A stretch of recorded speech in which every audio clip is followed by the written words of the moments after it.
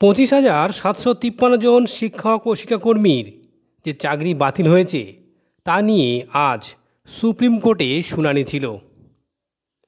এসএসসির চাকরি বাতিল মামলায় সুপ্রিম কোর্ট অবশ্য বিস্ময় প্রকাশ করেছে। প্রধান বিচারপতির নেতৃত্বাধীন 3 সদস্যের বেঞ্চ গোটা বিষয়টিকে সম্পূর্ণ জালিয়াতি বলেই মনে করছে। প্রধান বিচারপতি DY চন্দ্রচূড় বলেন, প্যানেলের বাইরে নিয়োগ করা হয়েছে, এটা তো সম্পূর্ণ জালিয়াতি। পাশাপাশি শীর্ষ আদালতের প্রশ্নের মুখেও পড়েছে এসএসসির কর্তৃপক্ষ। শুনানিতে প্রশ্ন তোলা হয় কিভাবে এবং কেন তৈরি করা হয় সুপার নিউমারারি পোস্ট। শীর্ষ আদালতের প্রধান বিচারপতির পর্যবেক্ষণ, নষ্ট করা হয়েছিল OMR সিট, নিয়োগ করা হয়েছে প্যানেলের বাইরে থেকে। এসএসসির আইনজীবী রাকেশ ত্রিবেদী আবার আদালতে প্রশ্ন তোলেন, 8,000 জনের নিয়োগ বেআইনি হলে 23,000 চাকরি কেন বাতিল করা হলো?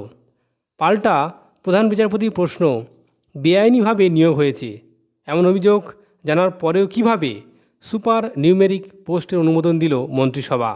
কেন সুপার নিউমেরিক পোস্ট তৈরি করা হলো প্রশ্ন তুলেছেন তিনি। এরপর আগামী সোমবার আবার নতুন করে শুনানির তারিখ ঘোষণা করা হয়েছে।